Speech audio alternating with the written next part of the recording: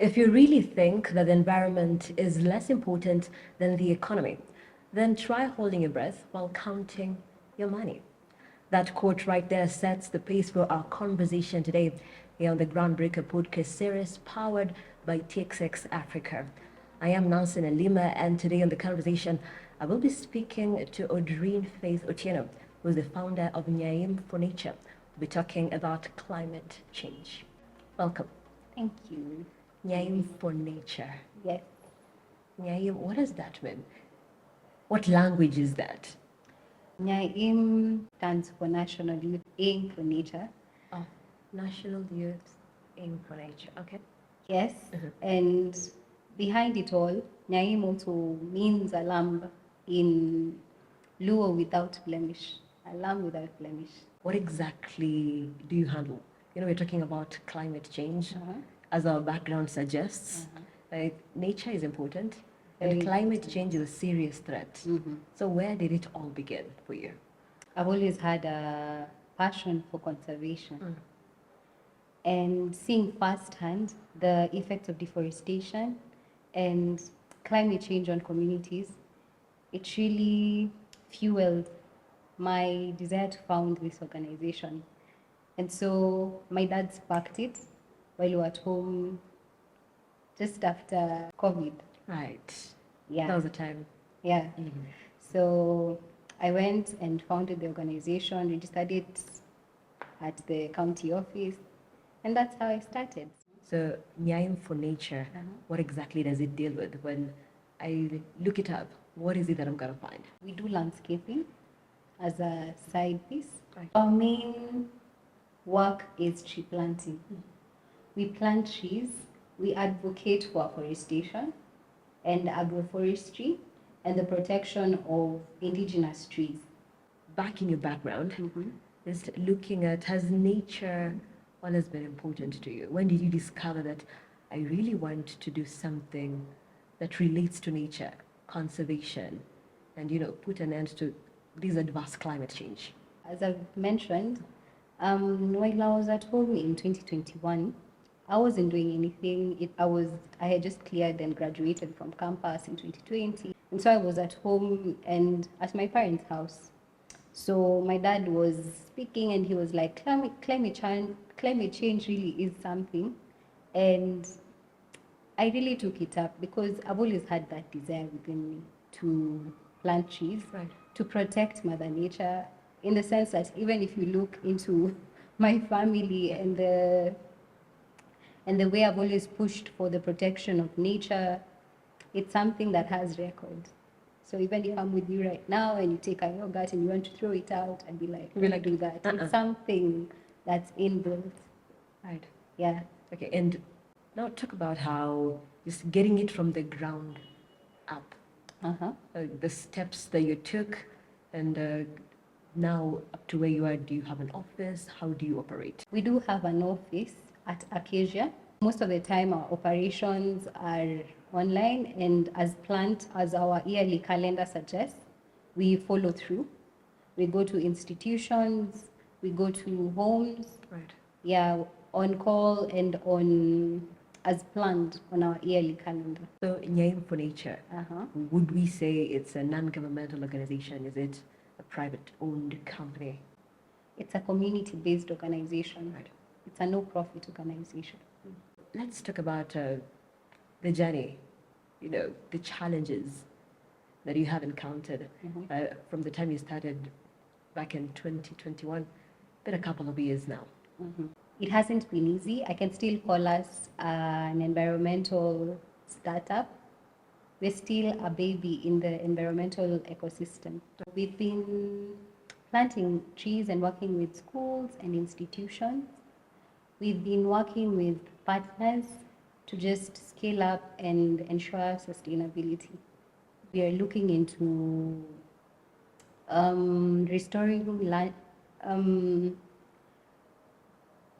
restoring land degraded areas. Right. We have plans underway to work with partners in Siaya County because we want to restore the forest cover of counties that have low forest cover. For schools and institutions that are watching us and they'd love to be part of the journey and part of their mission as well to conserve the environment, how then do they approach you and how do they, bring in that partnership? So for partnerships, we work with partners, local leaders. We have environmental organizations, the media, sponsors like now here, just to provide seedlings, to offer technical support and for training. So in case they want to partner with us for training, in case they want to offer technical support or they need seedlings, they can really work with us. And how can they reach out? On the website, are they able to, get a way forward, contact? We have a website that has all our contacts, our social media contacts and our official phone contacts. How is Nyaim for Nature part of the national conversation when we talk about environmental conservation? We know that we have specific dockets that handle the environment. So how does Nyaim for Nature, place itself within those spaces? Just as you said, through partnerships, it really helps in scaling up. And we align ourselves with even the presidential mandates. We work with organizations like Mama Doing Good, the First Lady's project. We work with organizations in semi-arid areas like Roy and Utawala because we are registered under Roy Ward. We really place ourselves in every way we can in the environmental ecosystem to ensure that we tune ourselves to the right partners, to see that, as I said, the forest covers of every county are improved. Then what do you make of some critics who say, we have ruined the world so bad that let's just deal with it? You can't deal with it. If you want to deal with it, you have to give a solution. Yeah, we have to offer solutions. In any case, I believe in every spoil there's a remnant. There's always a remnant.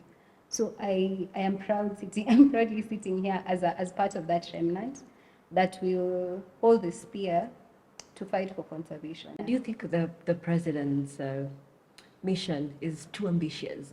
Like some people have said, all the trees in just 2 years, 30,000 trees that are supposed to be planted. Do you think that's overly ambitious?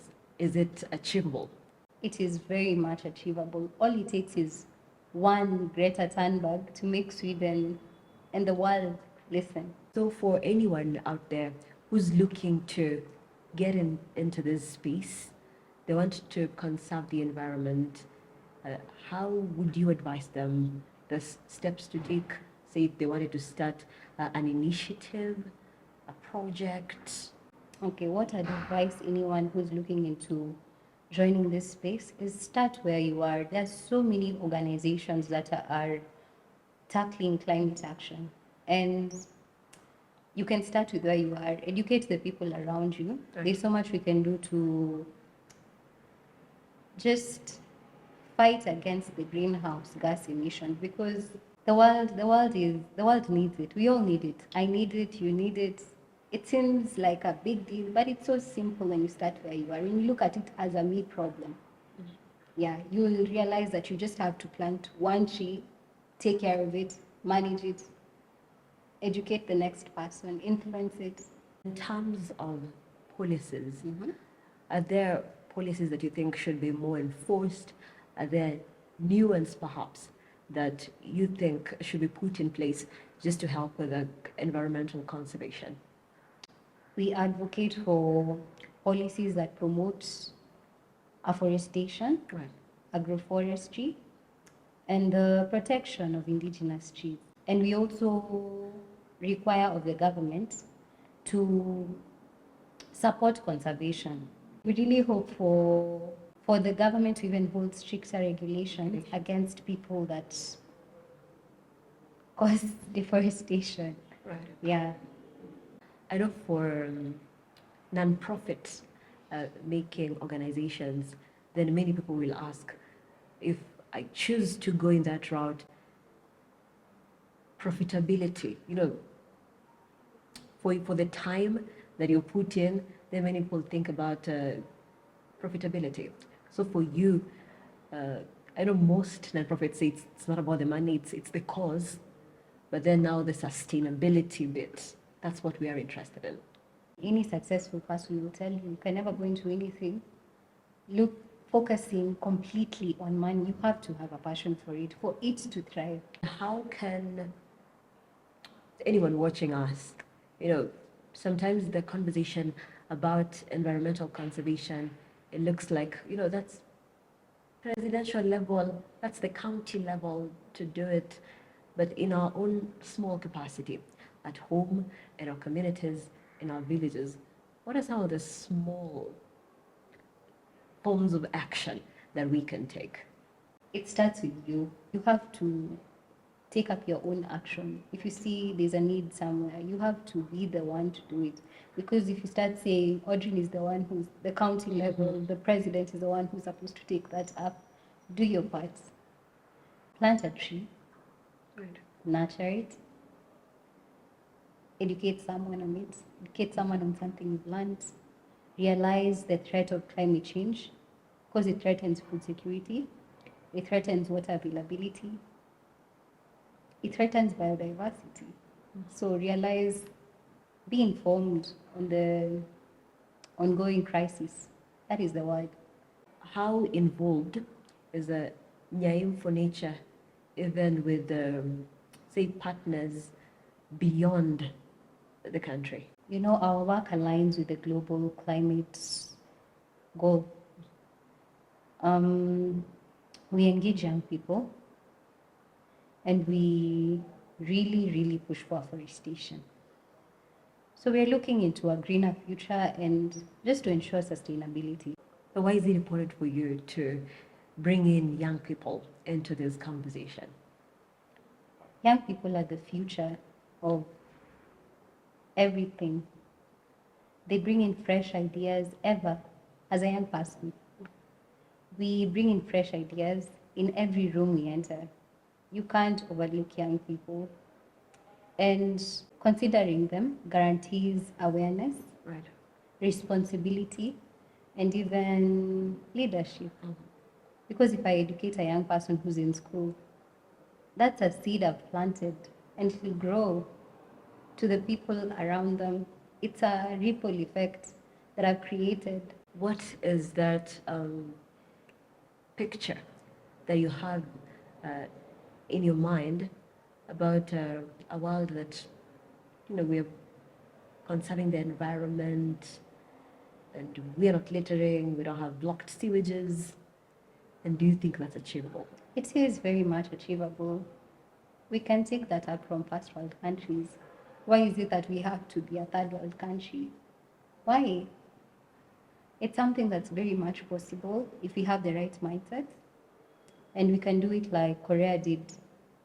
Korea really sacrificed much to see its development. And so we can take that up when it comes to climate change as a nation, as a continent. If everyone can think the way I'm thinking when it comes to climate change, then Right. we'll have a difference, even if it means having a room that has plants. That's something. You mentioned that there is also a rise of many people, a lot of women as well, who then say, I'm a plant mom. Is that the steps towards conserving the environment as well? Absolutely. It's a little thing when you look at it, or when someone from the outside sees it. Whatever you want to call it, just there's something about green. Thank you so much. I know this is a conversation that we can keep having because nature is all around us. But thank you so much for being part of this conversation. Thank you. And just like that, we come to the end of the conversation. But let's keep the conversation going across all our social media platforms at the Groundbreaker Podcast Series powered by Take 6 Africa. I am Nelson Alima. I have been speaking to Audrine Faith, who's the founder of Nyaim for Nature. We have been talking about climate change and why it is important for you and me to take action. Until next time, goodbye.